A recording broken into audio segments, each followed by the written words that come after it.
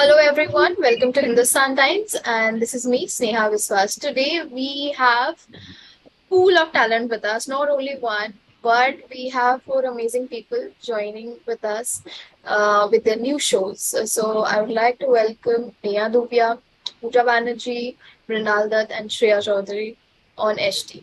How are you guys today? Good. How are you? Hi, Sneha. We are good. Thank Hi, you. Sneha. Thank you for doing this. Hi.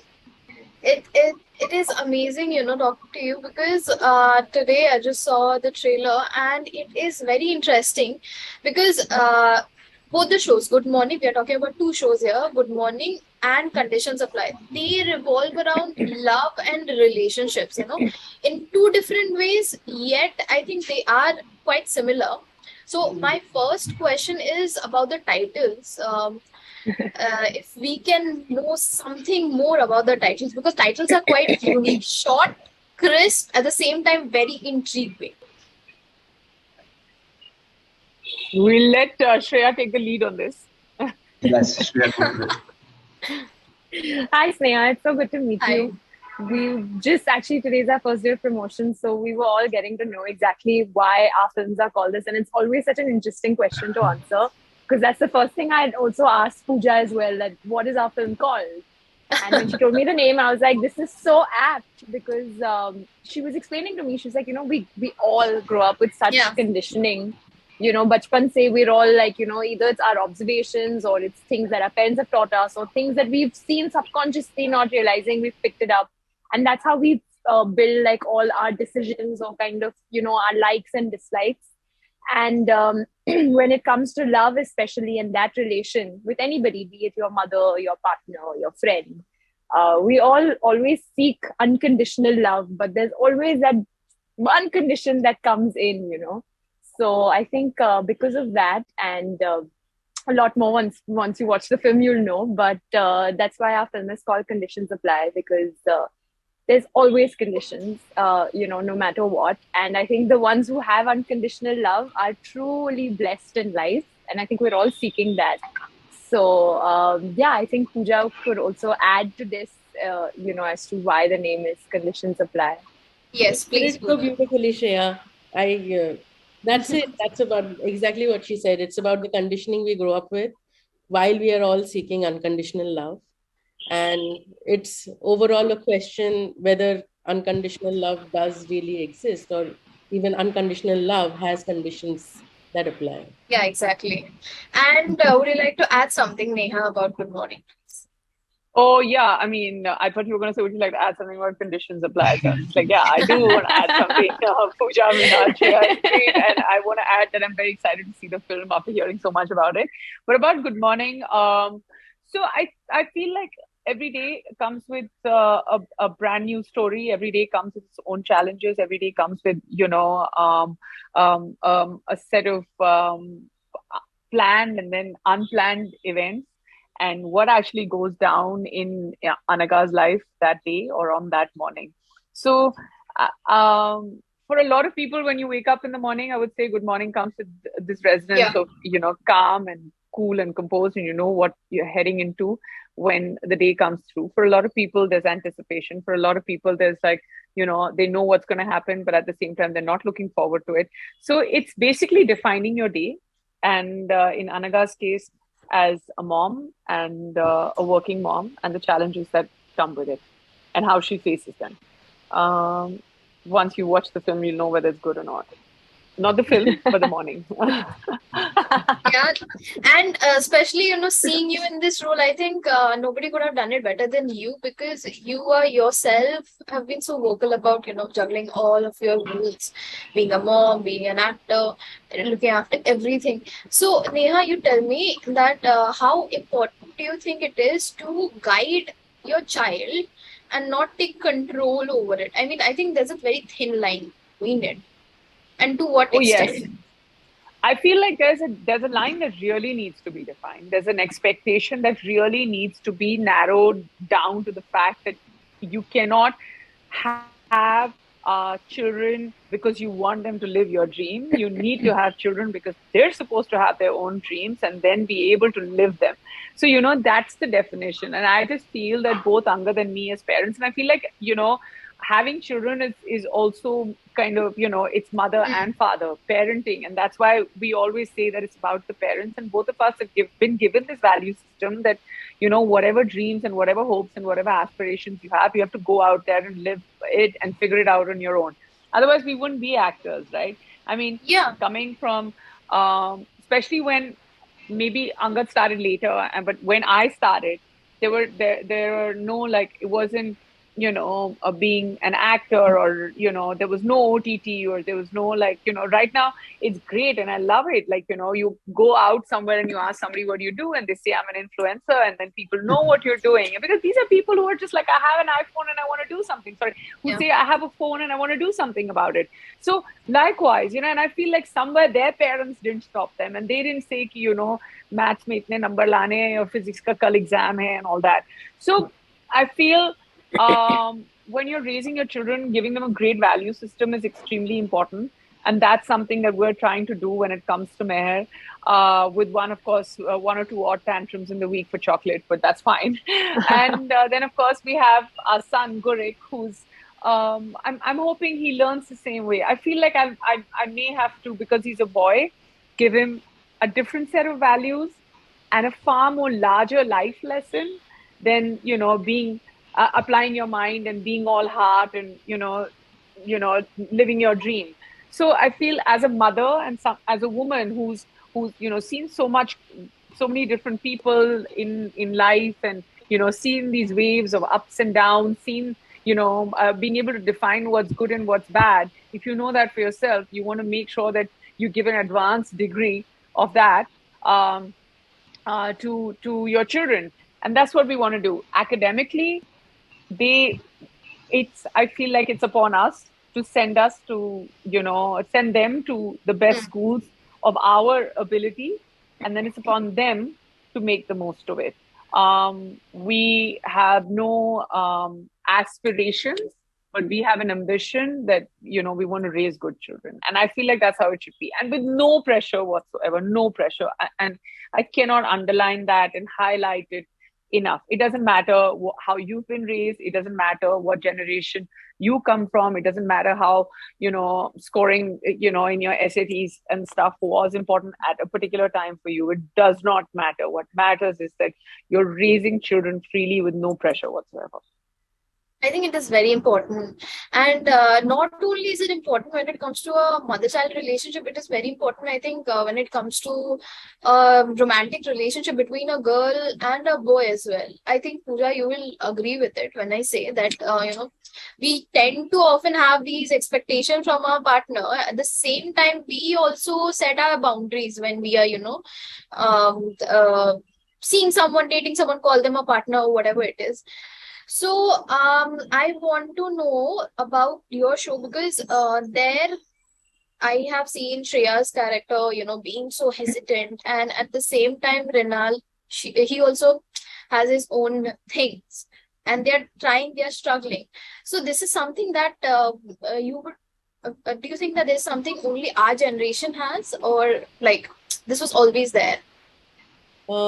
Thank you, Sneha, for asking. Actually, this is a very good question. This is exactly what we are dealing with in the film. Honestly, I feel that our parents' generation were more accepting, even though like they would be accepting, like, this is who I got to love for the rest of my life, maybe, but they also would not let go of opportunity to, like, complain about each other. Yeah, And I think, coming down to our generation, we become too quick to decide, too quick to break up. Like, if it's not working, let's move on. There's yeah, always somebody else. It's the dating app generation, and honestly speaking, like, even on dating apps, like, I'm not saying, like, they're all very good platforms, nothing against dating apps, but it's a variety of people that come there, and then over there you're repeatedly meeting people. who Yeah. they look perfect for you, but they don't really fit, or they fit but they don't look perfect to you, and there are so many permutation combinations, and even one thing that doesn't go right, like that conditions applied, Yeah, one. even if I think when you're making a profile on a dating app, you're putting your preferences, this and that. So that is in a way putting conditions, isn't it? Yeah, in every way, and Yeah. filtering it down, and even then you perfect find the perfect match, and there's always something, because there will, unless we learn acceptance and to love a person for who they are, we'll always find flaws. I mean, yeah, it's important to choose right, but then once you've chosen, then it's nice to like. Definitely, yeah, I agree. And coming to you, Mrinal, I have this question especially for you because when I saw it, I had to ask you this. So there's Yes. this one scene, in the end where that struck me. So Shreya's character, she goes on, she talks about intimacy, and then your character says, something like, I think I'm at your service or something like that. So, how important do you think is to have a male consent? Because whenever we talk about consent, we always think that, okay, it has to come from the female. There is a little bit, talk about it. Well, that's a good question. In fact, I did a film on consent, like I think last year, where a lot was spoken about consent. It goes equally for both, Yeah, both parties. And while you were asking me the question, I was more curious about what you felt while you heard my character say that, because there's a lot more to it. yeah, But again, coming back to your question, the consent, it goes both ways. I mean, it's a very, very thin line. They say if it's not enthusiastic, yes, it's a no. Whereas this is not what our film is talking about. It's interesting to see what people are making out from what they're seeing of these little snippets and these little trailers. But yes, your answer would be yes. Consent goes both ways, and people need to be educated about that, because people do not know about that. And as I said, if it's not an enthusiastic yes, it's a no. They say, yeah. Shreya, would you like to add something to it? I think it's a really, really brilliant question. And as the day is passing, we've actually been talking about all of this. Like earlier, we've also talked about parenthood and how it's equally man and woman. I think that's the beauty of today's time, where we're all sharing equal responsibility, equal, responsibility to ask for consent. And I think it must go both ways. And that's the beauty, I think, of today's times as well, where we're recognizing these things. And like you said, though she's asking, like Mrinal also mentioned, there's a lot more that happens in the film in regards to that. But that's exactly, again, when it's all such a intricate circle where, Yeah, we asking for consent and then in our head having conditions. And another question you had asked earlier is that sometimes, we as individuals will always recognize the red flags in another person, not realizing that we also have certain red flags that we need to work on definitely. ourselves. So I think just recognizing these little things, and all of this happens with awareness. I feel like, be it a mother teaching her child, about when to stop or when to say no, or when to, Yeah, in any kind of form, asking for consent or asking someone to stop in whatever regard. So these are things that are, spoken of much more today. And it's great that, it's such an open conversation because it's all so connected. Conditions yeah, are exactly. connected, asking questions is connected. And yeah, like Mrinal said, there's a lot more to our little conversation, but it's amazing that, what, that, and that's the beauty, I think, of films as well. From that one dialogue, just look at how, great a long conversation we can have just from that one dialogue. So True, yeah, Definitely. that's just right. excited to watch all the films and have many more such, dialogues and conversation starters. Neha, do you believe in toxic parenting? I mean, when as an actor, you're of course you're putting your family pictures and all that. There will always be a lot of not feedback, I would say, but there would be a lot of unsolicited opinion about your way of parenting. So how do you deal with that? I actually don't understand the term when you said toxic parenting, but I do understand unsolicited advice that is given to parents and especially new parents. And it's like, it's great. I think the best part about having a second child is nobody gives you advice. They dare not. Because by then they're like, okay, isko pata hai ye kya kar rahi hai, and she knows what she's getting into. The first time around, you're like, oh my god, like, why did I even have a baby shower again? Was it because everybody else is drinking around me and just giving me advice, especially the parents, because I can't drink and I'm having my first baby, so I can't say anything to anyone. But yeah, I mean, toxic parenting, if I think what it stands for, and I'm joining the two words, um, I, I don't stand by it at all. I don't see it happen around me because maybe it's not happening as much, or if it is happening, it's not happening around me, because I would reach out if I saw something happening which I don't agree with as a parent, even not for my child, but I would reach out in my own nicest possible way.